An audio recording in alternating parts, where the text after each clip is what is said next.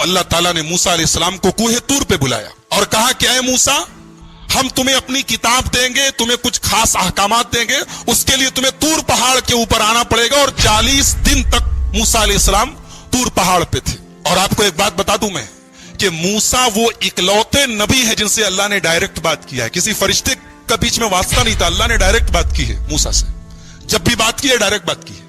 تو حضرت موسیٰ نے کہا کہ اے اللہ، میں آپ کو دیکھنا چاہتا ہوں۔ اللہ نے کہا لن ترانی، تو مجھے کبھی نہیں دیکھ سکتے۔ بعض علماء نے کہا ہے کہ اللہ تعالیٰ کو موسیٰ نے کہا لن ترانی، اللہ نے کہا تم مجھے کبھی نہیں دیکھ سکتے۔ اس سے پتا چلا کہ اللہ کو کوئی دیکھ نہیں سکتا، کبھی نہیں دیکھ سکتا۔ مگر یہ بات غلط ہے، دنیا کی آنکھ سے اللہ کو کبھی نہیں دیکھا جا سکتا، لیکن آخرت میں لوگ اللہ کا دیدار کریں گے۔ جنتی جب جنت میں جائیں گے تو اللہ تعالیٰ کا دیدار کریں گے، یہ قرآن سے بھی ثابت ہے اور حدیث سے بھی ثابت ہے۔ تو دنیا کی آنکھ سے کوئی اللہ کو نہیں دیکھ سکتا۔ ہمارے نبی صلی اللہ علیہ وسلم بھی جب معراج پر گئے تو صحیح بات یہ ہے کہ آپ نے اللہ کو نہیں دیکھا، آپ نے اپنے رب کا دیدار نہیں کیا، جیسا کہ بخاری کی روایت ہے۔ تو اللہ نے کہا کہ موسیٰ ایک کام کرو، تم اس پہاڑ کو دیکھو، اس پہاڑ کے اوپر ہم اپنی تجلی اتارتے ہیں، تم اس پہاڑ کو دیکھو، اگر یہ پہاڑ اپنی جگہ برقرار رہ گیا تو تم مجھے دیکھ لو گے۔ فلما تجلی ربہ للجبل جعلہ دکا، جب اللہ نے اپنی تجلی اتاری ہے پہاڑ کے اوپر، پہاڑ ریزہ ریزہ ہو گیا۔ وخر موسیٰ صعقا، اور موسیٰ بے ہوش ہو کے گر پڑے۔ جب موسیٰ ہوش میں آئے تو کہنے لگے اے اللہ میں توبہ کرتا ہوں، اب آج کے بعد میں یہ ایسی ڈیمانڈ نہیں کروں گا، ایسا مطالبہ نہیں کروں گا، میں تجھ کو دیکھنا چاہتا ہوں۔ جب موسیٰ علیہ السلام طور پہاڑ سے واپس گئے تو دیکھا ان کی قوم نے بچڑے کو اپنا معبود بنا لیا۔ ان کی قوم میں سامری نام کا ایک آدمی تھا، اس نے سونے کو پگھلا کر کے ایک بچڑا تیار کیا اور اس بچڑے کے اندر ایسا کچھ سسٹم بنا دیا کہ جب ہوا چلتی تھی تو بچڑے سے آواز نکلتی تھی۔ تو بنی اسرائیل سے کہا اس نے کہ یہی تمہارا خدا ہے اور اسی سے ملنے کے لیے موسیٰ گئے۔ تو بنی اسرائیل اس کے آگے سجدہ کرنے لگے۔ جب موسیٰ علیہ السلام آئے اور دیکھا کہ ان کی قوم بچڑے کی عبادت میں لگ گئی ہے تو سب سے پہلے اپنے بھائی ہارون کو پکڑا، جن کو اپنا جانشین بنا کے گئے تھے۔ اپنے بھائی ہارون کی داڑھی پکڑ لی اور کہا کہ میں نے تجھ کو اپنا جانشین بنایا تھا، تو نے یہی میری جانشینی نبھائی ہے، میری قوم بچڑے کی عبادت میں لگ گئی۔ کہا کہ میرے بھائی پہلے میری بات سن لو، میری داڑھی چھوڑ دو، میرا بال چھوڑ دو، پہلے میری بات تو سنو۔ یہ سب آپس میں جھگڑا کر رہے تھے اور میں نے سمجھانے کی کوشش کی، لیکن میں نے دیکھا کہ اگر میں زیادہ انٹرفیئر کرتا ہوں تو بات زیادہ بڑھ جائے گی۔ میں نے آپ کے آنے کا انتظار کیا، میں نے اور کچھ نہیں کیا۔ موسیٰ علیہ السلام نے بلایا سامری کو، بولا یہ بتا تو نے یہ کیا کیا ہے، یہ تو نے بچڑے کو کیوں بنایا ہے؟ تو سامری جواب کیا دیتا ہے کہ میں نے حضرت جبریل کے گھوڑے کے نیچے سے مٹی لے لی اور اس مٹی کو ملا کر کے میں نے یہ سونے کا بچڑا بنایا ہے تاکہ لوگ اس کی عبادت کریں۔ حضرت موسیٰ نے کہا سامری سے سن، آج کے بعد تجھے اللہ تعالیٰ کی طرف سے یہ سزا ملتی ہے کہ آج کے بعد تجھے زندگی بھر جو چھوئے گا وہ بیمار ہو جائے گا۔ تیری یہ سزا ہے، تو نے بچڑے کو معبود بنا کے میری قوم کو شرک میں ڈالا، اب تجھے یہ سزا ملتی ہے کہ تو زندگی بھر انٹچیبل ہو جائے گا، تجھے جو ٹچ کرے گا بیمار پڑ جائے گا۔ اب سامری کا حال یہ ہو گیا کہ جو اسے چھوتا تھا وہ بیمار ہو جاتا تھا اور وہ خود بھی بیمار ہو جاتا تھا، لہٰذا جب کوئی سامری کے پاس سے گزرتا تھا وہ کہتا لا مساس لا مساس، مجھ کو مت چھوؤ، مجھ کو ٹچ مت کرو۔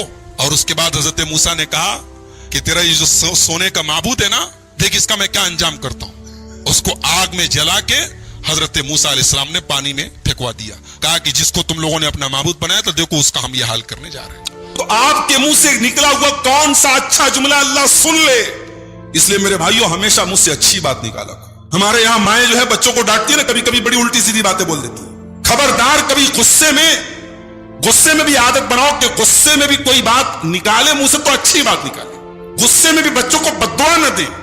وہ شیخ سدیس کی ماں کے بارے میں آتا نا، انہوں نے غصے میں کہا تھا جا اللہ تجھے کعبے کا امام بنا دیا، اللہ نے کعبے کا امام بنا دیا۔ کبھی ماں کی غصے سے نکلی گئی دعا کو بھی اللہ قبول کر لیتا ہے۔ اگر میں یہ کہوں کہ 1400 سال پہلے کے مکہ کے وہ مشرکین اور وہ کفار، ان کو بھی اتنی سمجھ تھی کہ وہ مصیبتوں میں صرف اللہ کو پکارتے تھے، اور آج کا مسلمان اپنے دین کی حقیقت سے اور اپنی توحید سے اس قدر دور ہے کہ جب یہ مصیبت میں پھنستا ہے تو یہ اور زیادہ غیر اللہ کو پکارتا ہے۔ جب اس کا کاروبار چلتا ہے تب اسے اللہ یاد آتا ہے، اور جب کاروبار پھنس جاتا ہے جب کوئی مصیبت آتی ہے تو یہ تعویذیں بدواتا ہے، یہ درگاہوں پہ سجدے کرتا ہے، یہ ان کی چوکھٹوں پہ جا کے ان کی چوکھٹوں کو چومتا ہے، یہ کبھی یا علی مشکل کشا کا نعرہ لگاتا ہے، کبھی یا خواجہ غریب نواز کا نعرہ لگاتا ہے۔ مسلمان اس قدر توحید سے دور ہے میرے بھائی۔ 20ویں پارے کے شروع میں اللہ تعالیٰ نے کئی سوالات کیے اور ان سوالوں کا خود ہی جواب بھی دیا ہے۔ اللہ نے فرمایا امن یجیب المضطر اذا دعاہ ویکشف السوء، کون ہے جو مصیبت میں گرفتار انسان کی دعاؤں کو سنتا ہے۔ مضطر کہتے ہیں اس انسان کو جس کے پاس کوئی چارہ نہ ہو، کوئی راستہ نہ ہو، مجبور ہو، مظلوم ہو، کہتے ہیں نا جس کا کوئی نہیں اس کا اللہ ہوتا ہے۔ ایک انسان دنیا میں جب مظلوم ہوتا ہے اس کا کوئی آنسو پوچھنے والا نہیں، کوئی اس کی فریاد سننے والا نہیں، اللہ کہتا ہے میں سنوں گا۔ امن یجیب المضطر اذا دعاہ، کون ہے جو مصیبت زدہ کی مجبور کی دعاؤں کو سنتا ہے، اذا دعاہ جب وہ اس کو پکارتا ہے۔ اچھا یہاں قابل غور بات یہ ہے اللہ نے مجبور کا نام لیا، اب وہ مجبور مسلمان ہو غیر مسلم ہو، اللہ کا فرما بردار ہو، مظلوم ہوتا ہے۔ مظلوم کا کوئی ریلیجین نہیں ہے، مظلوم کی کوئی کاسٹ نہیں اللہ تعالیٰ کی بارگاہ میں۔ اگر مظلوم نے اللہ کے در کا دروازہ کھٹکھٹایا اللہ ضرور سنے گا اسے۔ امن یجیب المضطر اذا دعا، کون ہے جو مجبور کی اور مظلوم کی دعاؤں کو سنتا ہے جب وہ اس کو پکارتا ہے، وَيَكْشِفُ السُّوءَ، اور اس کی تکلیف کو دور کرتا ہے، وَيَجْعَلُكُمْ خُلَفَاءَ الْأَرْضِ، اور کون ہے جو تم کو زمین میں خلیفہ بناتا ہے، أَإِلَٰهٌ مَّعَ اللَّهِ، کیا اللہ کے علاوہ کوئی اور بھی ہے؟ کوئی نہیں ہے۔ اللہ سوال کر رہا ہے اور اللہ خود ہی جواب بھی دے رہا ہے۔ أَإِلَٰهٌ مَّعَ اللَّهِ، ہے کیا کوئی اللہ کے سوا؟ اور یہ سوال کس سے کیا جا رہا ہے؟ مکہ کے کافروں سے۔ مکہ کے کافروں کے اوپر بھی جب مصیبت آتی تھی تو وہ اللہ ہی کو پکارتے، جب ان کی کشتی طوفان میں پھنستی تھی وہ لاکھ بتوں کے پجاری تھے، مشرک تھے، مگر مصیبت میں وہ بھی اللہ ہی کو پکارتے تھے۔ یہ الگ بات ہے کہ آج کا مسلمان اس قدر توحید سے دور ہے کہ وہ مصیبت میں بھی اللہ کو نہیں پکارتا۔ اگر میں یہ کہوں کہ 1400 سال پہلے کے مکہ کے وہ مشرکین اور وہ کفار، ان کو بھی اتنی سمجھ تھی کہ وہ مصیبتوں میں صرف اللہ کو پکارتے تھے، اور آج کا مسلمان اپنے دین کی حقیقت سے اور اپنی توحید سے اس قدر دور ہے کہ جب یہ مصیبت میں پھنستا ہے تو یہ اور زیادہ غیر اللہ کو پکارتا ہے۔ جب اس کا کاروبار چلتا ہے تب اسے اللہ یاد آتا ہے، اور جب کاروبار پھنس جاتا ہے، جب کوئی مصیبت آتی ہے تو یہ تعویذیں بدواتا ہے، یہ درگاہوں پہ سجدے کرتا ہے، یہ ان کی چوکھٹوں پہ جا کے ان کی چوکھٹوں کو چومتا ہے، یہ کبھی یا علی مشکل کشا کا نعرہ لگاتا ہے، کبھی یا خواجہ غریب نواز کا نعرہ لگاتا ہے۔ مسلمان اس قدر توحید سے دور ہے میرے بھائی۔ اس کے بعد سورہ قصص شروع ہوتی ہے، اور سورہ قصص میں اللہ تعالیٰ نے حضرت موسیٰ علیہ السلام کا واقعہ بیان کیا۔ موسیٰ علیہ السلام کے پیدا ہونے کے پہلے فرعون کا آرڈر آیا تھا۔ فرعون اپنے آپ کو رب کہتا تھا، مگر اتنا بزدل تھا کہ فرعون کے اس کے دربار کے کسی کاہن نے کہا تھا کہ تیری حکومت میں ایک بچہ پیدا ہوگا جو تیری حکومت کو ختم کر دے گا۔ تو فرعون نے آرڈر دے دیا کہ سارے بچوں کو قتل کر دیا جائے۔ جہاں بچے کی پیدائش، اگر لڑکی پیدا ہوئی تو سیف ہے، لڑکا پیدا ہوا تو کل ہم، اس کو مار ڈالو، یہ فرعون کا آرڈر تھا۔ اب حضرت موسیٰ علیہ السلام جب پیدا ہوئے، ظاہر ہے موسیٰ علیہ السلام کی ماں کو ڈر لگا کہ میرا بیٹا کہیں نہ چلا جائے، میرا بیٹا نہ مار دیا جائے۔ اب اللہ تعالیٰ نے حضرت موسیٰ کی حفاظت کا کیا انتظام کیا؟ فرمایا وَأَوْحَيْنَا إِلَىٰ أُمِّ مُوسَىٰ أَنْ أَرْضِعِيهِ، ہم نے موسیٰ کی ماں کو حکم دیا کہ اپنے بچے کو دودھ پلاؤ۔ وَأَلْقِيهِ فِي الْيَمِّ فَإِذَا خِفْتِ عَلَيْهِ فَأَلْقِيهِ فِي الْيَمِّ، اور جب تمہیں یہ ڈر لگے کہ فرعون کے لوگ آنے والے ہیں تو تو اپنے بچے کو پانی میں ڈال دے۔ اللہ، دنیا میں سب سے زیادہ کسی سے محبت ہوتی ہے تو بچے سے محبت ہوتی ہے ماں، اور یہاں ایک ماں سے کہا جا رہا ہے بچے کی زندگی چاہتی ہے، بچے کو پانی میں ڈال دے۔ فَإِذَا خِفْتِ عَلَيْهِ فَأَلْقِيهِ فِي الْيَمِّ، اے موسیٰ کی ماں تو ڈر مت، تو اپنے بچے کو پانی میں ڈال دے۔ وَلَا تَخَافِي، اور تجھے ڈرنے کی کوئی ضرورت نہیں ہے۔ وَلَا تَحْزَنِي، تجھے پریشان ہونے کی کوئی ضرورت نہیں ہے۔ إِنَّا رَادُّوهُ إِلَيْكِ وَجَاعِلُوهُ مِنَ الْمُرْسَلِينَ، ہم تیرا بیٹا بھی تجھ کو لوٹائیں گے اور ہم تیرے بیٹے کو اپنا رسول بنانے والے ہیں۔ اللہ نے حضرت موسیٰ کی ماں کو تسلی دی۔ اب یہ ماں کا کلیجہ جانتا ہے کہ ماں نے کس طریقے سے کلیجے پر پتھر رکھ کے اپنے بچے کو ایک باسکٹ میں ڈال کے پانی میں ڈالا ہو۔ لیکن اللہ کا وعدہ ہے، اللہ کا وعدہ سچا ہوتا ہے، اللہ کا وعدہ ہے، حضرت موسیٰ کی ماں نے ڈال دیا۔ فَالْتَقَطَهُ آلُ فِرْعَوْنَ، اللہ فرماتا ہے کہ موسیٰ کو اس باسکٹ سے اٹھانے والے فرعون کے گھر والے تھے. لِيَكُونَ لَهُمْ عَدُوًّا وَحَزَنًا. ان کو پتا نہیں تھا جس بچے کو آج ہم اس باسکٹ سے اٹھا رہے ہیں, ہم پانی سے اٹھا رہے ہیں, یہ بچہ آگے چل کر کے ہمارے لیے بہت بڑے غم اور صدمے کا سبب بنے گا. ان فرعون وحامان وجنودہما کانوا خاطئین. بے شک فرعون اور حامان اور اس کے تمام لشکری کانو, اللہ فرماتا ہے کانوا خاطئین, سب کے سب خطا پر تھے. فرعون کو بڑا ناز تھا اپنی طاقت پر, اپنی حکومت پر, لیکن اللہ تبارک و تعالیٰ نے دن دہاڑے اسی فرعون کے محل میں, اسی کے گھر میں, اسی کے رقم سے, اسی کے پیسے سے موسیٰ علیہ السلام کی پرورش کروائی. یہ مینجمنٹ تھا اللہ تعالیٰ. اللہ نے کہا کہ فرعون اور حامان. حامان کون تھا؟ فرعون کا بہت بڑا کہہ سکتے ہیں کہ وزیر تھا. ہر زمانے میں ہر ظالم بادشاہ کا کوئی نہ کوئی ایک مشیر بھی ہوتا ہے. ظالم اکیلا نہیں ہوتا ہے, ظالم کا کوئی نہ کوئی ایک داہنا ہاتھ بھی ہوتا ہے. تو فرعون کا داہنا ہاتھ کون تھا؟ حامان تھا. وقالت امرات فرعون قرۃ عین لی ولک. فرعون کی بیوی نے کہا کہ یہ بچہ میری اور تیری آنکھوں کی ٹھنڈک ہے. لا تقتلوہ, اے فرعون تم اسے قتل مت کرواؤ. عسیٰ ان ینفعنا او نتخذہ ولدا, ہو سکتا ہے یہ بچہ آگے چل کر کے ہم کو فائدہ پہنچائے یا ہم اسے اپنا بیٹا بنا لیں. فرعون بہت ظالم تھا, بچوں کو مروا دیتا تھا, مگر شوہر بھی تھا. اور کہتے ہیں نا دنیا کی سب سے مظلوم ہستی جو ہوتی ہے وہ شوہر ہوتی ہے. شوہر کی غلطی ہو تب بھی سوری, غلطی نہ ہو تب بھی سوری. یہ اکیلا شوہر پوری دنیا میں اکیلی مخلوق ایسی ہے, اس کی غلطی ہو تب بھی سوری بولتا ہے, غلطی نہ ہو تب بھی سوری بولتا ہے, بیوی کے آگے سرنڈر کر دیتا ہے. فرعون کی بیوی نے کہا کہ ہم اسے اپنا بچہ بنا لیتے ہیں, اسے مت قتل کرو. فرعون کسی کی نہیں سنتا تھا, بیوی کی مان گیا. چلو بھائی تم کہتی تو چلو کوئی بات. اس کا مطلب کہ جو لوگ اتنے سخت دل ہیں کہ اپنی بیویوں کے حقوق بھی ادا نہیں کرتے, اپنی بیویوں کی جائز فرمائشوں کو بھی نہیں مانتے, وہ فرعون سے بھی گئے گزرے لوگ. اور ایک بات اور پتہ چلی, فرعون کی بیوی نے کہا کہ یہ بچہ ہمیں فائدہ پہنچائے گا. یہ جملہ فرعون کی بیوی کے منہ سے نکلا. فرعون کی بیوی کا نام کیا تھا؟ آسیہ. یہ آسیہ کیسے لکھا جائے گا؟ الف اور چھوٹی سین سے لکھا جائے گا. ایک ہوتا ہے عین اور سواد سے آسیہ, وہ تو غلط ہو جائے گا. اگر بچی پیدا ہو تو آپ یہ آسیہ نام رکھ سکتے ہیں فرعون کی بیوی والا. اگر آسیہ رکھیں گے عین اور سواد والا تو غلط ہو جائے گا, اس کے معنی نافرمان ہوتا ہے. تو فرعون کی بیوی کا نام آسیہ تھا. اور اس اللہ کی بندی نے جب اتنا کہہ دیا کہ یہ بچہ ہمیں فائدہ پہنچائے گا, اللہ نے اس جملے کو سن لیا. اللہ نے اس جملے کی لاج رکھی اور آگے چل کر کے یہ عورت فرعون کی بیوی حضرت موسیٰ پر ایمان لاتی ہے اور ایمان والی بن جاتی ہے. اور آگے اس کا انجام یہ ہوتا ہے, فرعون اس کو اپنے محل سے نکال دیتا ہے اور زنجیروں میں جکڑ دیتا ہے, اور یہ اللہ کی بندی فرعون کی قید میں شہید ہو جاتی ہے, اللہ کو پیاری ہو جاتی ہے اور اللہ کے یہاں جنتی عورت بنتی ہے. اور اللہ قرآن میں اس کی مثال دیتا ہے. تو آپ کے منہ سے نکلا ہوا کون سا اچھا جملہ اللہ سن لے. اس لیے میرے بھائیوں ہمیشہ منہ سے اچھی بات نکالا کرو. ہمارے یہاں مائیں جو ہے بچوں کو ڈانٹتی ہے نا, کبھی کبھی بڑی الٹی سیدھی باتیں بول دیتی ہے. خبردار, کبھی غصے میں بھی عادت بناؤ کہ غصے میں بھی کوئی بات نکالے منہ سے تو اچھی بات نکالے. غصے میں بھی بچوں کو بددعا نہ دے. وہ شیخ سدیس کی ماں کے بارے میں آتا ہے نا, انہوں نے غصے میں کہا تھا جا اللہ تجھے کعبے کا امام بنا دیا. اللہ نے کعبے کا امام بنا دیا. کبھی ماں کی غصے سے نکلی گئی دعا کو بھی اللہ قبول کر لیتا ہے. تو یہاں فرعون کی بیوی نے کہا کہ یہ بچہ ہمیں کام دے گا. اس سے یہ بھی پتا چلا فرعون لاولد تھا, فرعون کو بیٹا نہیں تھا, فرعون کو اولاد نہیں تھی. اور فرعون اپنے آگے سجدہ کرواتا تھا, اپنے آپ کو رب منواتا تھا. یعنی اپنے آپ کو خدا کہنے والا اس لائق بھی نہیں تھا کہ اپنی بیوی کو بچہ دے سکے. ایسے ایسے تو خدا گزرے ہیں تاریخ میں, اتہاس میں ایسے ایسے خدا گزرے ہیں, اپنی بیوی کو بچہ نہیں دے پا رہا ہے اور لوگوں سے کہہ رہا انا ربکم الاعلی, میں تمہارا رب ہوں. تو فرعون اپنی بیوی کی بات مان گیا.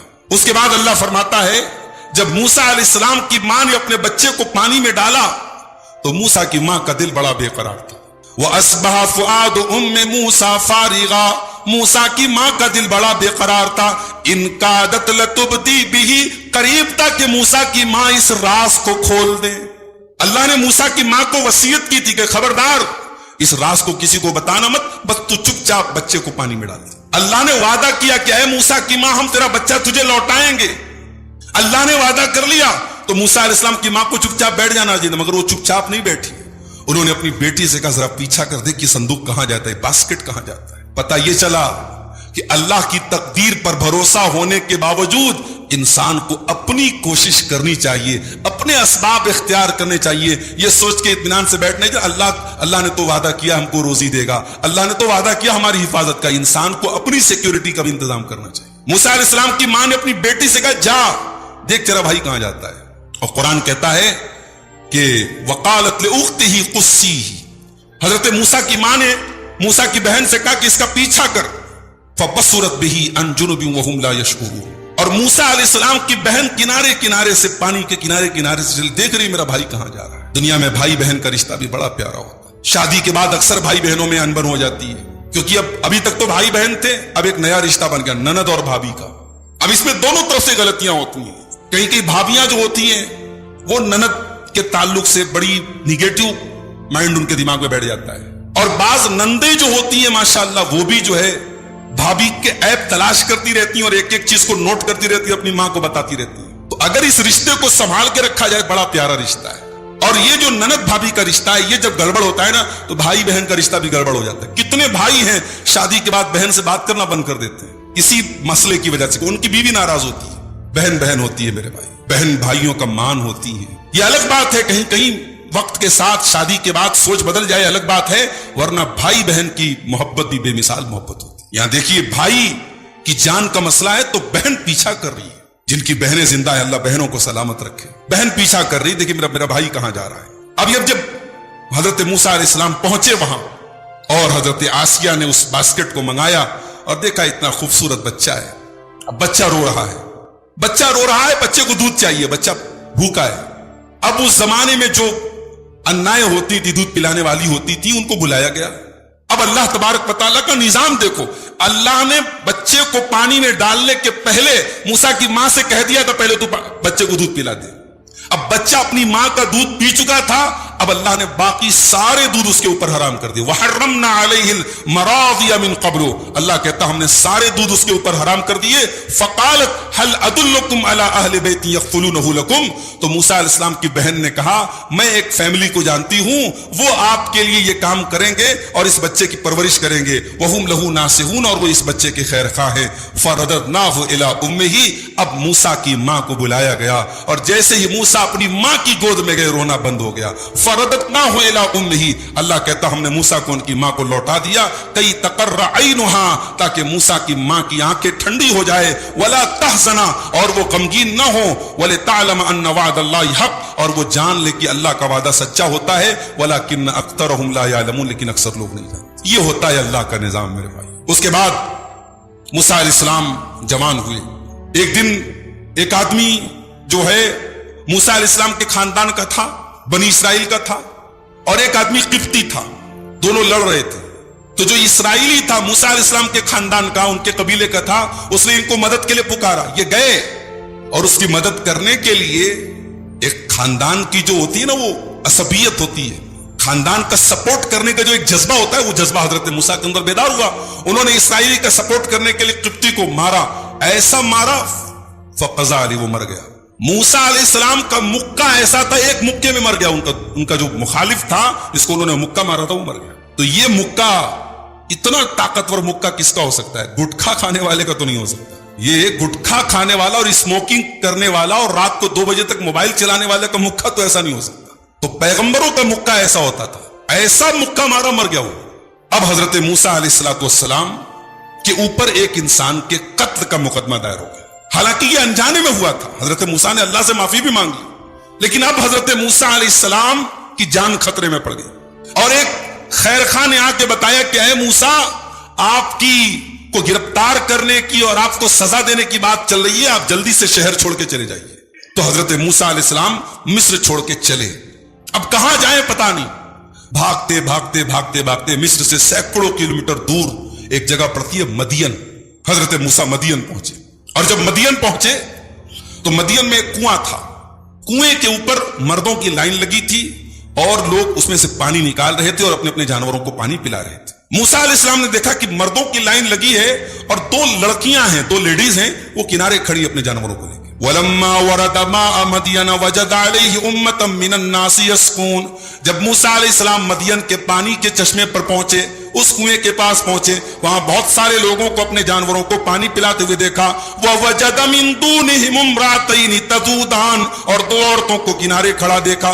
قَالَ مَا خَطْبُكُمَا, موسیٰ علیہ السلام نے پوچھا کہ کیا بات ہے, تم مردوں کی لائن سے الگ کیوں کھڑی ہو, اس لائن میں تم کیوں نہیں لگ رہی ہو؟ قَالَتَا لَا نَسْقِي حَتَّى يُصْدِرَ الرِّعَاءُ, دونوں لڑکیوں نے جواب دیا کہ ہم مردوں کی لائن میں لگ کر کے پانی نہیں پلائیں گے, جب یہ لائن چھٹ جائے گی تب اپنے جانوروں کو ہم پانی پلائیں گے.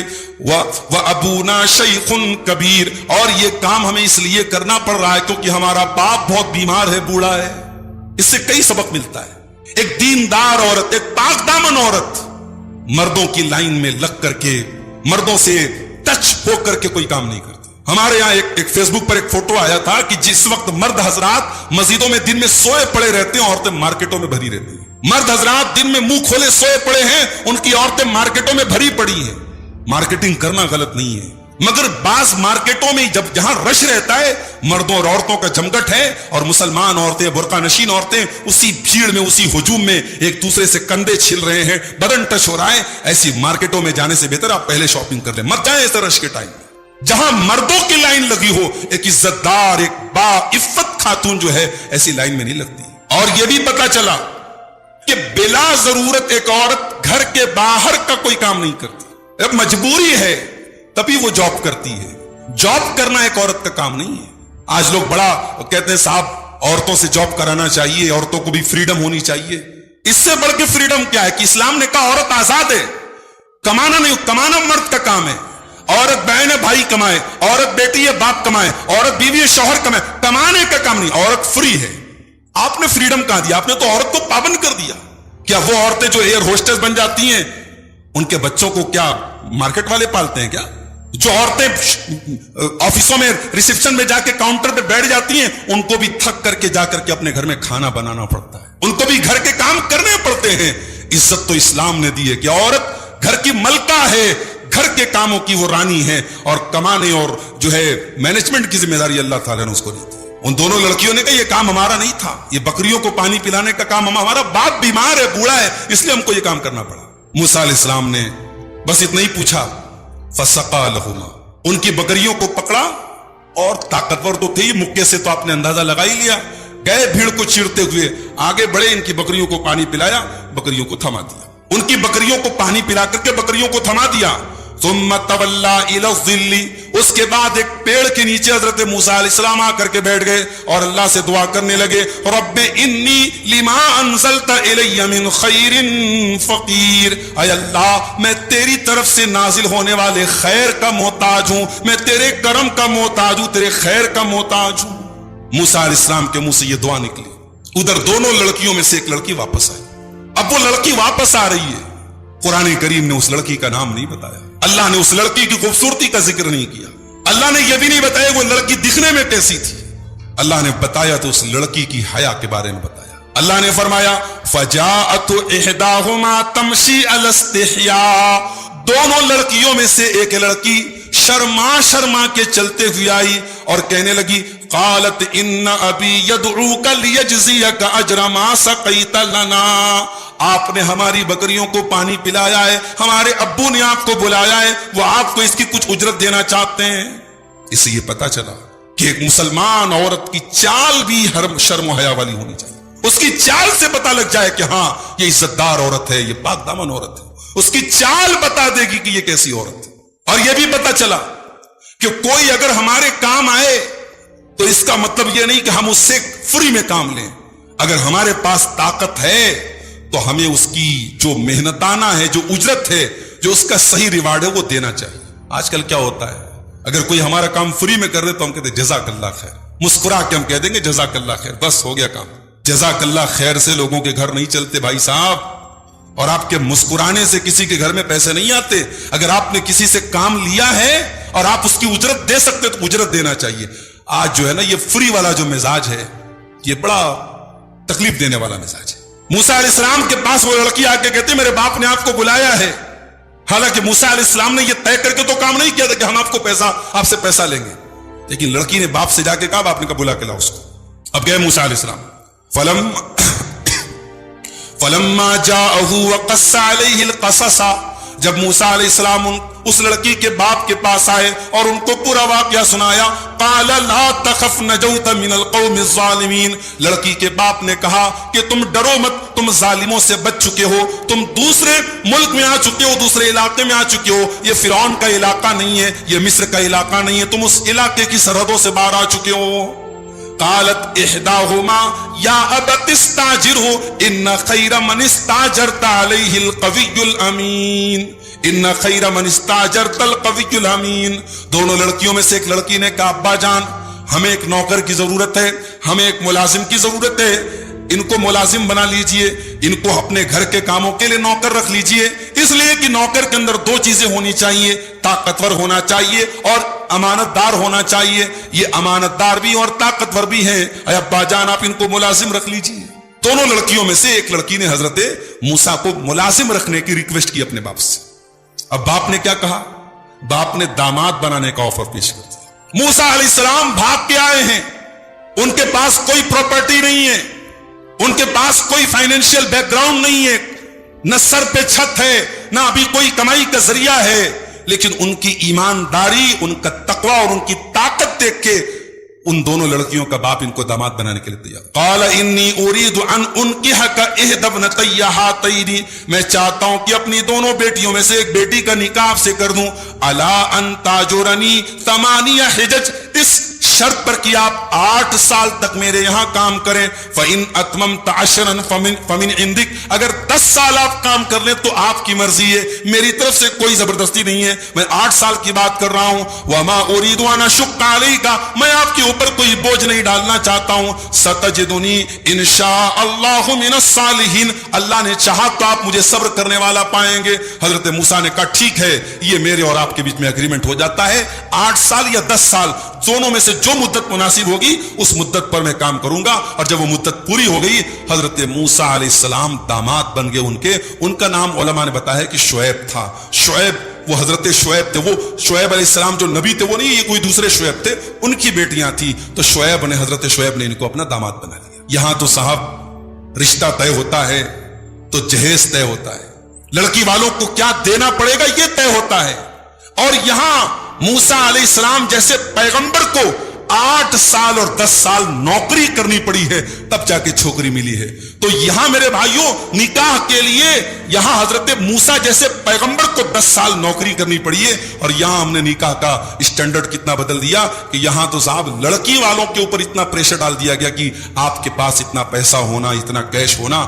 آج ابھی ایک صاحب نے مجھے فون کیا، آپ کے اسی کرنول کے آس پاس کے علاقے میں ہیں، جمعرات کو وہاں ایک پروگرام ہونے والا ہے، انہوں نے کہا مولانا آپ آئیے ہمارے یہاں شادی بیاہ کے رسم و رواج پر تقریر کیجئے۔ انہوں نے کہا حالات یہ ہیں، لوگ شادی کے لیے اپنے مکان بیچ دیتے ہیں، بیٹی کی شادی کے لیے مکان بیچ دیتے ہیں، ہلدی کی رسم ہو رہی ہے، اس کے بعد جو ہے رشتہ طے ہوتا ہے، اس موقع پر پورے خاندان میں میٹھا اور کیا کیا بانٹا جاتا ہے کہ صاحب ہماری لڑکی کا رشتہ قائم ہو گیا۔ اتنے رسم و رواج ہیں، انسان رسم و رواج کو پورا کرنے میں بھکاری بن جاتا ہے۔ میرے پیارے ساتھیوں، موسیٰ علیہ السلام جیسے پیغمبر کا نکاح ہو رہا ہے اور اتنا سمپل نکاح ہو رہا ہے، اور نبی ہونے کے باوجود حضرت موسیٰ علیہ السلام کو 8 سال یا 10 سال اس لڑکی کے یعنی اپنے سسرال میں ان کو نوکری کرنا پڑتا ہے۔ اس کے بعد قارون کا واقعہ بیان کیا گیا۔ قارون کون تھا؟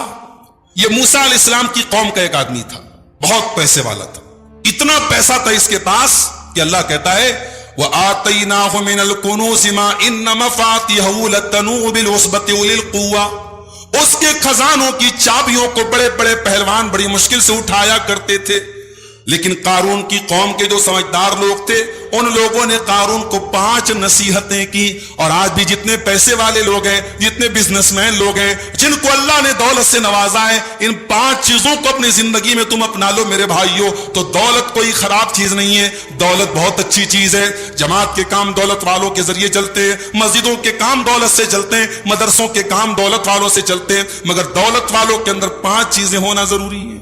پہلی چیز، قارون کی قوم کے سمجھدار لوگوں نے کہا لا تفرح ان اللہ لا يحب الفرحین، اے قارون تو کبھی غرور نہ کرنا، کبھی اترانا نہیں، اللہ تعالیٰ غرور کرنے والوں کو، اترانے والوں کو پسند نہیں کرتا۔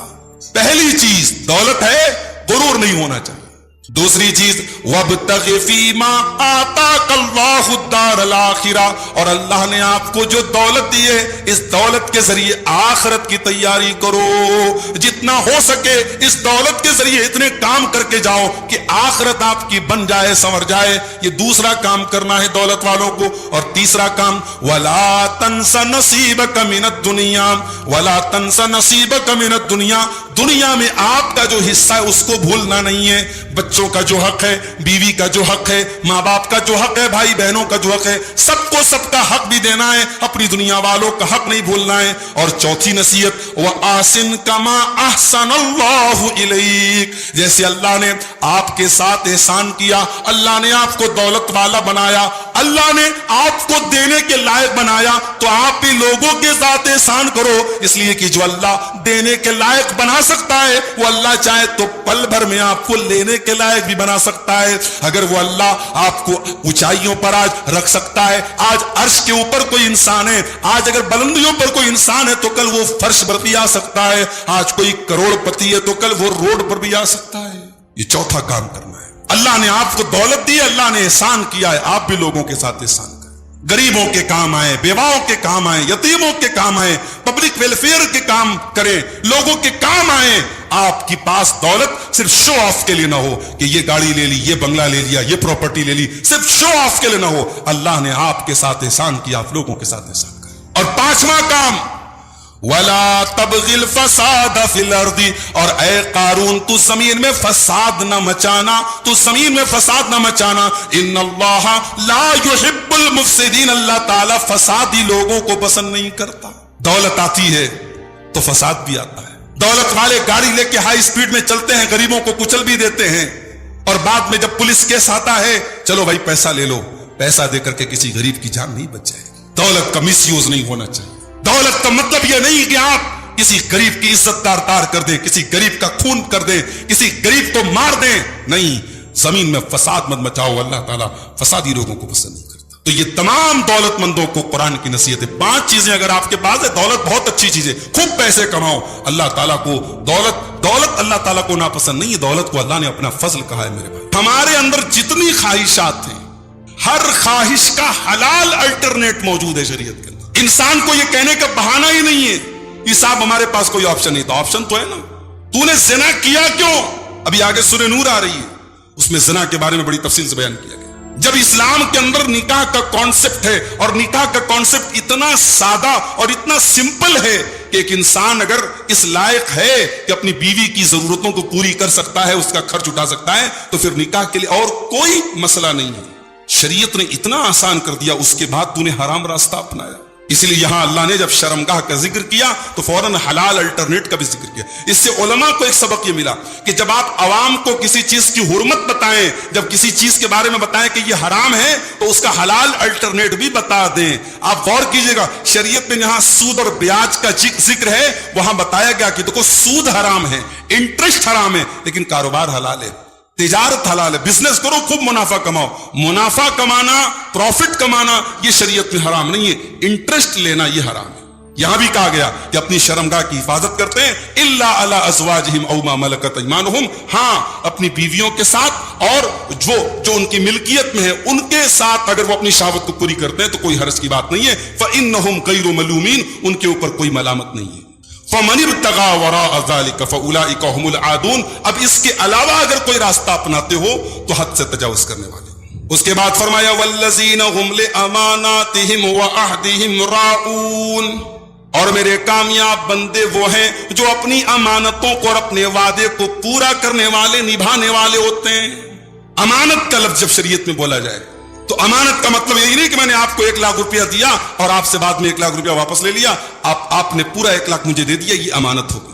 امانت یہ بھی ہے کہ آپ باپ ہیں، آپ کی 4 بیٹیاں ہیں گھر میں، 4 بیٹے ہیں گھر میں، آپ ایک باپ، اللہ نے آپ کو باپ بنایا، آپ کے کندھے پر وہ اولاد امانت ہے۔ آپ ایک ماں ہیں، 3 جوان بیٹیوں کی ماں ہیں، وہ بیٹیاں آپ کے کندھے پر اللہ کی امانت ہے۔ آپ نے اس امانت کو ادا کیا کہ نہیں کیا، قیامت کے دن پوچھا جائے گا۔ آپ ایک مسجد کے متولی ہیں، ایک مدرسے کے ذمہ دار ہیں، ایک جماعت کے ناظم ہیں، ایک ادارے کے ذمہ دار ہیں. یہ تمام چیزیں اور یہ عہدے اور یہ کرسیاں بھی میرے بھائیو آپ کے کندھے پر امانت ہے، اور یہ امانت پوچھی جائے گی اللہ کے نبی فرماتے کلکم راع وکلکم مسئول عن رعیتہ، تم میں سے ہر شخص ذمہ دار ہے اور اس کی ذمہ داری کے بارے میں پوچھا جائے. آج تو عہدوں کے لیے بڑی طلب ہوتی ہے، صاحب مجھے یہ بنا دیا جائے، مجھے وہ بنا دیا جائے. انسان کو اگر احساس ہو جائے کہ یہ عہدے، یہ کرسیاں، یہ ذمہ داریاں، یہ کتنی خطرناک چیزیں، انسان بھاگے گا، پیٹ پھیر کے بھاگے گا. نہیں چاہیے مجھے بھائی، یہ انسان کے لیے بہت بڑا بوال بن جائے گی، وبال بن جائے گی قیامت کے دن اگر انسان ان کو صحیح طریقے سے نہیں نبھائے. اللہ نے کہا میرے کامیاب بندے وہ ہیں جو اپنی امانتوں کو پورا کرتے اور اپنے وعدے کو پورا کرتے، چاہے وہ وعدہ انسان کا انسان سے وعدہ ہو، چاہے وہ وعدہ بندے کا اللہ سے وعدہ ہو.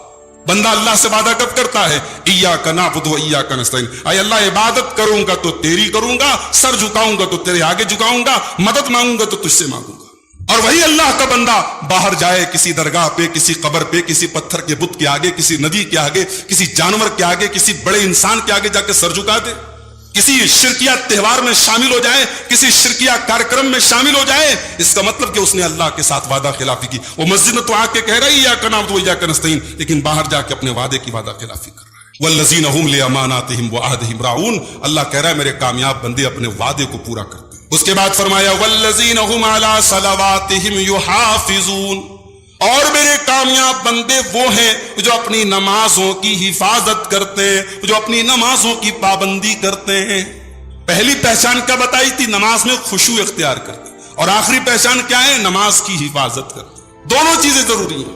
آپ نماز بہت اچھی پڑھ رہے ہیں، پورا ذہن لگا کے، دل لگا کے پڑھ رہے ہیں، مگر رمضان پر پڑھ رہے ہیں، شوال میں ایسے غائب جیسے گدھے کے سر سے سینگ غائب. تو ایسی نماز اللہ کیا نہیں چلے گی. یہ ایک مہینے والے مسلمان نہیں چلیں گے اللہ کیا. یہ جو سیزنل مسلمان ہیں، جو برساتی میڈک کی طرح آپ ایک مہینے کے لیے ٹوپی لگ گئی اور ماشاءاللہ جبہ اوپر ڈال کے ایک دم اللہ والے متقی پرہیزگار بن کے پورا پہلی صف میں آ کے بیٹھ رہے، اور باقی 11 مہینے گدھے کے سر سے سینگ کی طرح غائب. سیزنل مسلمان اللہ کو نہیں چاہیے، سیزنل نمازی نہیں چاہیے. والذین هم علی صلواتهم یحافظون، نماز کی حفاظت کرنی ہے. یہ بڑی قیمتی چیز ہے میرے بھائی. انسان کی سب سے قیمتی چیز یہ نماز ہے. ایک وقت کی نماز چھوٹ جائے تو ایسا لگے کہ کچھ مس ہو گیا، کچھ چھوٹ گیا، کچھ زندگی میں ادھورا ہے. میری مائیں بہنیں، ان سے بھی کہنا چاہتا ہوں، تراویح کی نماز ماشاءاللہ پڑھ رہی ہیں. مجھے بتایا میرے گھر والوں نے، سب اتنی تعداد آ رہی ہے عورتوں کی، جگہ کم پڑ رہی ہے. بہت اچھی بات ہے. رمضان کے بعد آپ کا کیا حال ہے؟ رمضان کے بعد 5 ٹائم کی نماز بھی نہیں پڑھی جا رہی. پتہ لگا شاپنگ کرنے کی، عشاء غائب، رات میں دیر میں سوئی، فجر غائب. ایک وقت کی نماز بھی اگر مس ہو جائے تو ایسا لگے کہ کوئی قیمتی چیز مس ہو گئی. اس کو جلدی سے جب تک انسان ادا نہ کر لے اس کے دل کو سکون نہ ملے. تو یہ ریپیٹ کر دیتا ہوں، کامیاب کون لوگ ہیں؟ ایمان والے، اپنی نماز میں خشوع اختیار کرنے والے، لغو چیزوں سے بچنے والے، زکوٰۃ ادا کرنے والے، اپنی شرمگاہ کی حفاظت کرنے والے، اپنی امانت کو ادا کرنے والے، اپنے وعدے کو پورا کرنے والے، اور اپنی نماز کی حفاظت کرنے والے. 8 چیزیں ہیں. یہ 8 چیزیں اگر کسی کے اندر پائی جائیں، اللہ کا وعدہ ہے اولئک هم الوارثون الذین یرثون الفردوس، ایسے لوگ جنت الفردوس کے وارث بنیں گے. اللہ نے یہ نہیں کہا جنت میں جائیں گے، اللہ نے کہا جنت کے وارث بنیں گے. وارث کس کو بولتے؟ باپ مرا بیٹا وارث ہے. دنیا کا کوئی قانون نہیں کہہ سکتا کہ بیٹا باپ کی پراپرٹی نہیں پائے گا، بیٹا باپ کا وارث نہیں بنے گا. یہ 8 چیزیں اپنے اندر پیدا کر لو، جنت کے وارث بن جاؤ گے. اللہ کا وعدہ ہے تم جنت کے نہیں، جنت الفردوس، جنت کا جو سب سے اعلیٰ درجہ ہے، جو سب سے ہائر کلاس ہے جنت کا، جس کو جنت الفردوس کہا جاتا ہے، تم اس کے وارث بن جاؤ. دعا کیجیے اللہ تعالیٰ یہ 8 چیزیں ہم سب کو اپنے اندر پیدا کرنے کی توفیق عطا فرمائے. اس کے بعد یہ بتایا گیا، رسولوں کو خطاب کر کے بتایا گیا، یا ایھا الرسل کلوا من الطیبات واعملوا صالحا انی بما تعملون علیم. اے میرے رسولو، اے میرے پیغمبرو، تم پاک چیزوں کو کھایا کرو، حلال چیزوں کو کھایا کرو، اور نیک عمل کیا کرو. پتہ یہ چلا کہ سارے نبیوں کے یہاں یہ 2 چیزیں کامن تھی. سارے نبیوں کے یہاں حلال کھانے کا تصور تھا، پاکیزہ چیزوں کو کھانے کا تصور تھا. کسی بھی نبی کی شریعت میں کوئی ناپاک چیز حلال نہیں تھی. اگر اسلام میں سور حرام ہے تو عیسیٰ علیہ السلام کی شریعت میں بھی سور حرام تھا. اگر آج کرسچنز اگر وہ سور کھا رہے ہیں، انہوں نے اپنی شریعت کو نہیں سمجھا ہے، انہوں نے اپنی شریعت میں تحریف کی ہے. جو چیز اسلام کے اندر خبیث ہے وہ شریعت عیسیٰ میں اور شریعت موسیٰ کے اندر بھی خبیث تھی. حلال میں کوئی فرق نہیں رہا ہے نبیوں کے درمیان. ہاں یہ رہا ہے کسی نبی کی شریعت میں ایکسیپشنل طور پر کوئی حلال چیز حرام کر دی گئی، ایکسیپشنل طور پر، خاص طور پر. لیکن جو چیزیں گندی ہیں، ناپاک ہیں، وہ ساری شریعتوں میں ناپاک تھی. اسی لیے اللہ سارے رسولوں سے کہہ رہا ہے اے رسولوں پاک چیزیں کھاؤ، وَعَمَلُوا صَالِحًا، اور نیک عمل کرو. اچھا یہ پاک چیزیں کھاؤ، اس کے بعد یہ کیوں کہا گیا کہ نیک عمل کرو؟ اس میں ایک نقطہ ہے. نقطہ یہ ہے کہ اگر آپ یہ چاہتے ہیں کہ آپ کا عمل اللہ تعالیٰ کے قبول ہو، آپ نے نماز پڑھی، آپ نے تلاوت کی، آپ نے روزہ رکھا، آپ نے تراویح پڑھی، آپ نے کوئی بھی نیک عمل کیا، اگر آپ چاہتے ہیں کہ آپ کا عمل اللہ تعالیٰ کا قبول ہو تو پہلی شرط یہ ہے کہ آپ کی کمائی حلال ہونی چاہیے، آپ کا کھانا حلال ہونا چاہیے. اور یہاں پر وہ حدیث آپ یاد کر لیجئے صحیح مسلم کی جو میں نے جمعہ کے خطبے میں آپ کو سنائی تھی. اللہ کے نبی صلی اللہ علیہ وسلم فرماتے ہیں کہ ایک انسان بڑا لمبا سفر کر کے آتا ہے، بال میلے کچیلے، کپڑے میلے کچیلے، ہاتھ اٹھا کے دعا کرتا ہے اے میرے رب کہہ کے دعا کرتا ہے، لیکن اس کا کھانا حرام کمائی کا، اس کا پانی حرام کمائی کا، اس کا کپڑا حرام کمائی کا، اس کی پرورش حرام کمائی کی. فَأَنَّا يُسْتَجَابُ لِذَلِكَ، ایسے انسان کی دعا کہاں سے قبول ہو سکتی؟ اس کے بعد اللہ کے کچھ خاص بندوں کی پہچان بتائی گئی. فرمایا ان الذین هم من خشیت ربهم مشفقون، میرے کچھ بندے ایسے بھی ہوتے ہیں جو اپنے رب کے خوف سے ڈرے رہتے ہیں. ایک مومن زندگی میں کبھی لاپرواہی کی زندگی نہیں گزار سکتا، وہ یہ سوچ کر کے مطمئن نہیں ہو سکتا اللہ بڑا رحیم ہے، بڑا کریم ہے، اللہ بخش دے گا. مومن کو اگر اللہ کی رحمت کی امید ہوتی ہے تو اللہ کے عذاب کا ڈر بھی ہوتا ہے. اللہ کہہ رہا ہے ان الذین هم من خشیت ربهم مشفقون، میرے نیک بندے وہ ہیں جو اپنے رب کے خوف سے ڈرے اور سہمے رہتے ہیں. والذین هم بآیات ربهم یؤمنون، اور وہ اپنے رب کی آیتوں کے اوپر ایمان رکھتے ہیں. والذین هم بربهم لا یشرکون، اور وہ اپنے رب کے ساتھ کبھی شرک نہیں کرتے. والذین یؤتون ما آتوا وقلوبهم وجلۃ انہم الی ربهم راجعون، اور جب اللہ کی راہ میں کچھ دیتے، صدقہ کرتے، زکوٰۃ دیتے، خیرات دیتے. والذین یؤتون ما آتوا، جب وہ اللہ کی راہ میں کچھ خرچ کرتے تو ان کے دل ڈرے ہوئے ہوتے ہیں، ان کے دل سہمے ہوئے ہوتے ہیں. انہم الی ربهم راجعون، ان کے دل میں یہ احساس ہوتا ہے کہ ہم کو اپنے رب کے پاس جانا ہے. دیکھ رہے ہیں اللہ کی راہ میں دے رہا ہے، چندہ دے رہا ہے، زکوٰۃ دے رہا ہے، خیرات دے رہا ہے، مگر ڈر رہا ہے.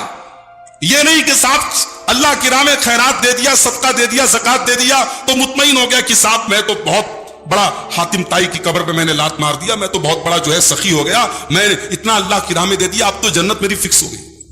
والذین یؤتون ما آتوا، وہ اللہ کی راہ میں بہت کچھ دیتے. وقلوبهم وجلۃ، ان کے دل میں پھر بھی اللہ کا ڈر ہوتا ہے. انہم الی ربهم راجعون، کیونکہ ان کو یہ احساس ہوتا ہے کہ ان کو اللہ کے پاس جانا ہے.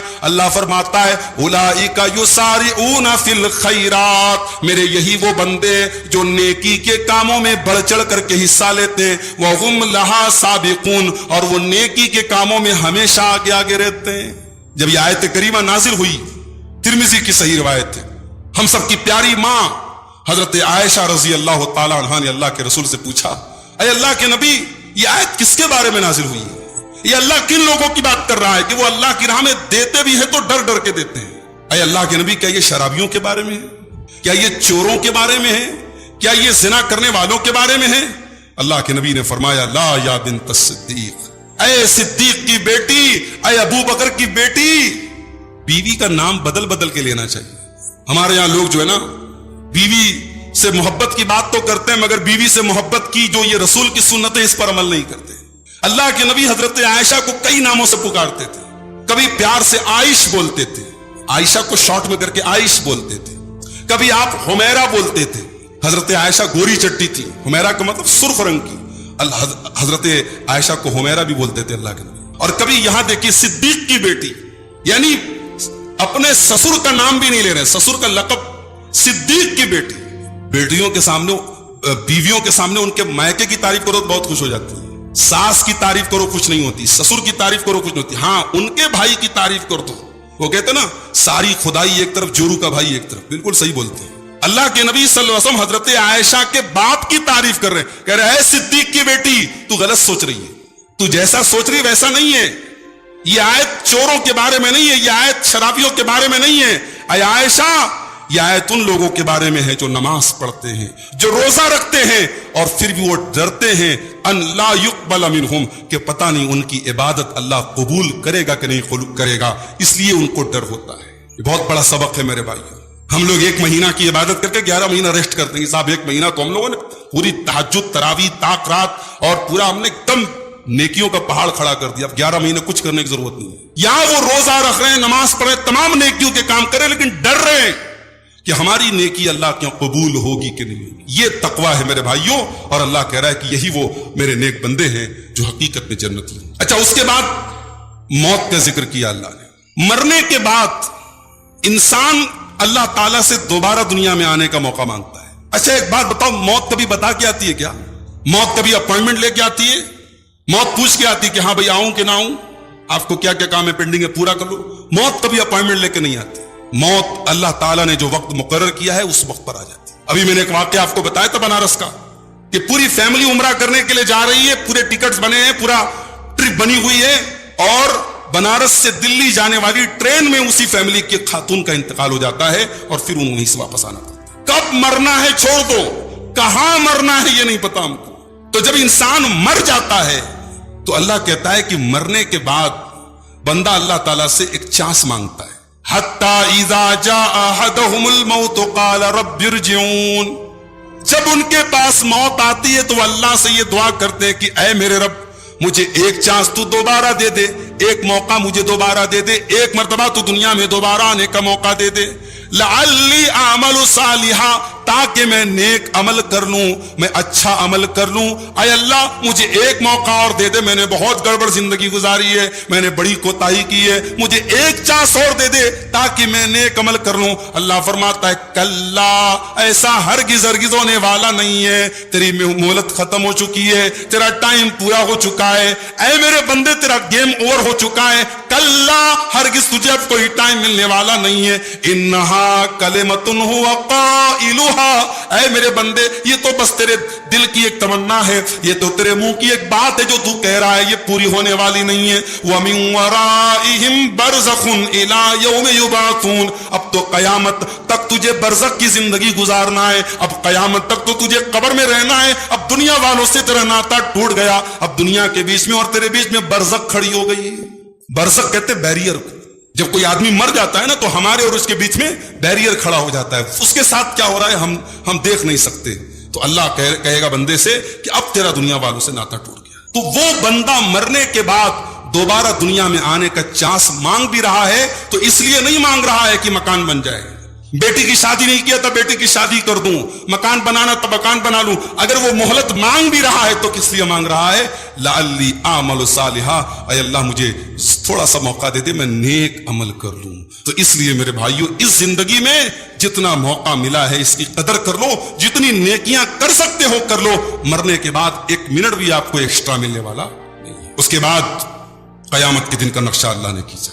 قیامت کے دن فرمایا کہ فلا انصاب بینہم یوم فاذا نفخ فی الصور فلا انصاب بینہم یومئذ ولا یتساءلون. جب قیامت کے دن سور پھونکا جائے گا تو کوئی نسب کام نہیں آئے گا. کس کے باپ ہو, کس کے بھائی ہو, ابا کون تھے, دادا کون تھے, خاندان کون تھا, برادری کون تھی, کوئی مطلب نہیں, ڈزنٹ میٹر. فلا انصاب بینہم یومئذ, کوئی نسب کام نہیں آئے گا. ولا یتساءلون, اور کوئی کسی کا پرسان حال نہیں ہوگا. یہاں تو بیٹا بیمار ہے, باپ خیریت پوچھ رہا ہے, باپ مصیبت میں ہے, بیٹا مدد کر رہا ہے, بھائی مصیبت میں بھائی مدد کر رہا ہے, ماں کو کچھ ہوا ہے, اولاد کو فکر ہے, اور کوئی کسی کا پرسان حال نہیں. فرمایا فمن ثقلت موازینہ فاولئک هم المفلحون, جس کے نیکیوں کا پلڑا قیامت کے دن بھاری ہوگا وہ کامیاب ہوگا. ومن خفت موازینہ, اور جس کی نیکیوں کا پلڑا ہلکا ہوگا فاولئک الذین خسروا انفسهم, تو یہی وہ لوگ ہوں گے جو خسارہ اٹھانے والے ہوں گے. فی جہنم خالدون, اور وہ جہنم کے اندر ہمیشہ رہیں گے. تلفح وجوہهم النار وهم فیہا کالحون, اور جہنم کی آگ ان کے چہروں کو جھلسا دے گی. دنیا میں انسان سب سے زیادہ اپنے بدن میں، اپنی باڈی میں اپنے چہرے کی فکر کرتا ہے. ہماری مائیں بہنیں تو ماشاءاللہ چہرے پر کی کتنی کریمیں آتی ہے بھائی صاحب. میک اپ کے کبھی ان کے آئٹم دیکھو، مجھے تو نام یاد نہیں ہوتے، یہ الا بلا فاؤنڈیشن اور یہ دنیا بھر کے فیس کریم، فیس پاؤڈر چہرے کو بالکل پلاسٹر کر دیتی ہے. کتنی محنت کرتی ہیں یہ. وہ ایک لطیفہ ہے کہ ایک جو ہے عورت بیوٹی پارلر گئی اور بیوٹی پارلر سے جب باہر نکلی، اپنے بچے کو باہر بٹھا کے گئی، تو باہر نکلی تو بچے سے کہہ رہی چلو میرے ساتھ. بچہ کہہ رہا آنٹی آپ کون؟ شکل بدل گئی اس کی، بچہ نہیں پہچان پایا. تو اتنی محنتیں ہو رہی ہیں چہرے کے لیے. لیکن آپ دیکھ لیں میرے بھائی، اگر آپ نے اللہ کو راضی نہیں کیا، ہم نے اللہ کو راضی نہیں کیا. قرآن کہہ رہا ہے تلفح وجوہہم النار، تمہارے چہروں کو جہنم کی آگ جھلسا دے گی. وہم فیہا کالہون، اور دنیا میں تم بڑے ہینڈسم تھے، بڑے اسمارٹ تھے، بڑے خوبصورت تھے، بڑا ناز تھا تمہیں اپنی خوبصورتی پر. وہی خوبصورت چہرہ جہنم کی آگ میں بدصورت بنا دیا جائے. میرے بھائیوں، اس چہرے کی فکر میک اپ کے ذریعے مت کرو. اس چہرے کی خوبصورتی اللہ کی قسم فیس واش میں نہیں ہے. اس چہرے کی خوبصورتی اور اس چہرے کا نور اللہ کی اطاعت اور اللہ کی مرضی کے کاموں میں، اللہ کی رضا کے کاموں میں. اگر چاہتے ہو کہ قیامت کے دن بھی یہ خوبصورت چہرہ چمکتا رہے، تمکتا رہے، تو اپنی نیکیوں کو اپنی زندگی کو تقویٰ سے سجا لو میرے بھائی. اپنی زندگی کو گناہوں سے بچا لو، ورنہ یہ فیس واش اور یہ کریم اور یہ میک اپ قیامت کے دن کام نہیں دیں گے. اللہ کہہ رہا ہے جن کی نیکیوں کا پلڑا ہلکا ہوگا، جہنم کی آگ میں ان کے خوبصورت چہرے جلسا دیے جائیں گے. وہم فیہا کالہون، اور دنیا کے بڑے بڑے ہینڈسم اور اسمارٹ اور خوبصورت لوگ جہنم کی آگ میں بدصورت بن جائیں گے.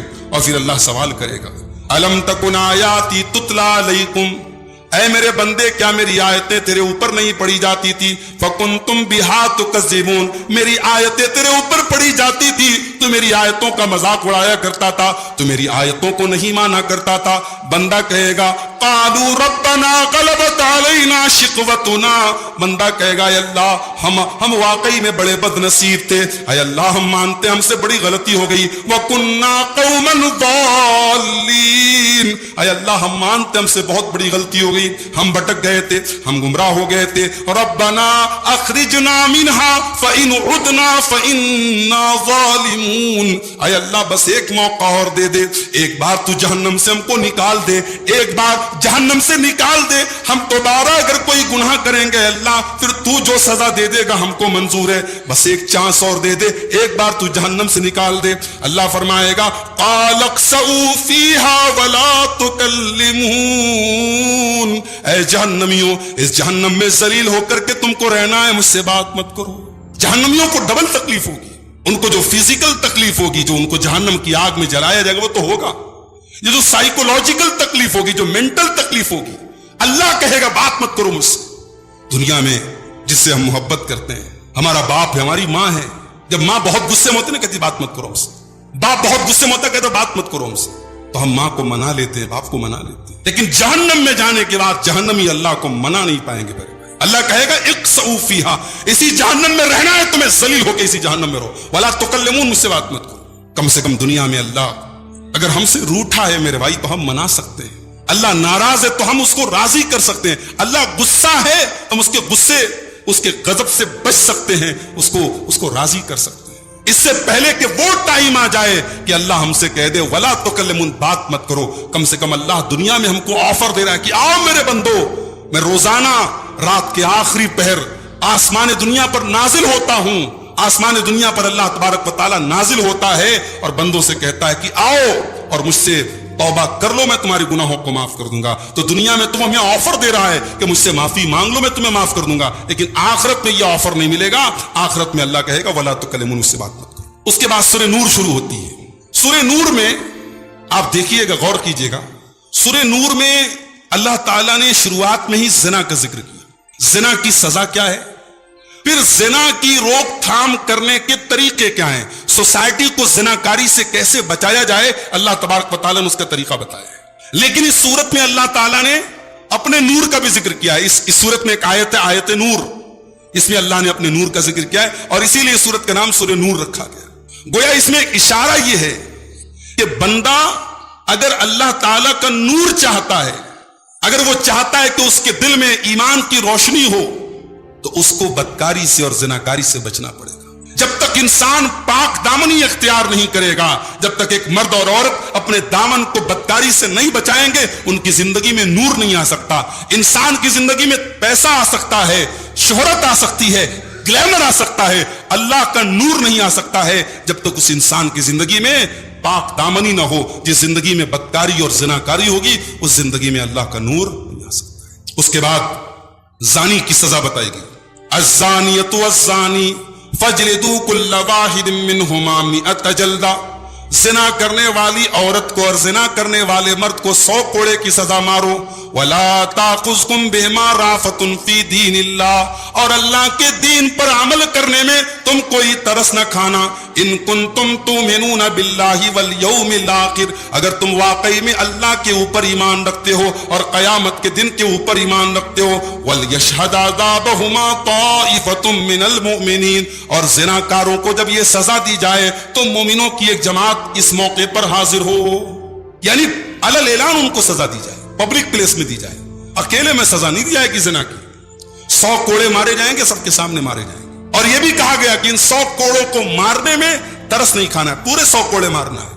اور یہ تو کنوارے کی سزا ہے، اگر کنوارا لڑکا کنواری لڑکی اگر زنا کرے تو یہ سزا ہے، اگر شادی شدہ زنا کرے تو پتھروں سے مار مار کے ختم کرنے کی سزا ہے۔ لوگ کہتے ہیں صاحب اسلام نے کتنی سخت سزا دی، پتھروں سے مار مار کے ختم کرنے کی سزا دی، کوئی سزا ہے؟ گولی مار دو، تلوار سے سر کاٹ دو، یہ پتھروں سے مار مار کے کوئی کون سزا دیتا ہے؟ مگر آپ دیکھیے جب دلی میں وہ کانڈ ہوا تھا، جب چلتی بس میں ایک لڑکی کا ریپ ہوا تھا، اور پوری ملک کی میڈیا میں اس کو ایک نربھیا کانڈ کے نام سے اس کو یاد کیا گیا، اور پورے ملک میں بڑا غصہ آیا تھا اس کانڈ کو لے کر کے۔ تو اس وقت مجھے یاد ہے راج ٹھاکرے کا بیان آیا تھا، ممبئی کے نیتا ہیں راج ٹھاکرے، بڑے متشدد مانے جاتے ہیں، بڑے سخت مانے جاتے ہیں، ان کا بیان آیا تھا، انہوں نے کہا تھا اسلام نے جو ریپ کی سزا دی ہے اس طریقے کے زانیوں کو وہ سزا دی جائے۔ ماننا پڑتا ہے دنیا کو، اور یہ سزا ایسی ہے کہ جہاں یہ سزا جس معاشرے میں نافذ کی گئی وہاں زنا کے واقعات میرے بھائیو زیرو ہو گئے۔ اور اسلام یاد رکھو، زنا کا اسلام میں یہ کانسیپٹ نہیں ہے کہ صاحب زنا بالجبر ہو رہا ہے تب تو سزا دی جائے، اور اگر آپس کی سہمتی سے، اگر آپس کی رضامندی سے ہو رہا ہے تو زنا کی کوئی سزا نہیں ہے۔ اسلام کہہ رہا ہے اگر انلیگل طریقے سے ریلیشن شپ قائم ہوئی ہے مرد و عورت کی، اور دونوں میریڈ ہیں، دونوں شادی شدہ ہیں، تو دونوں کو پتھروں سے مار مار کے ختم کیا جائے۔ اس کے بعد ایک عجیب بات اللہ نے فرمائی، کہا کہ الزانی لا ينکح الا زانیۃ او مشرکۃ، زنا کرنے والا مرد نکاح نہ کرے مگر زنا کرنے والی عورت سے۔ زانی مرد کی شادی اگر ہوگی تو زانیہ عورت سے ہوگی، یا تو زانیہ عورت سے ہوگی یا مشرکہ عورت سے ہوگی، کوئی پاک دامن اور کوئی مومنہ عورت اس زانی سے شادی نہ کرے۔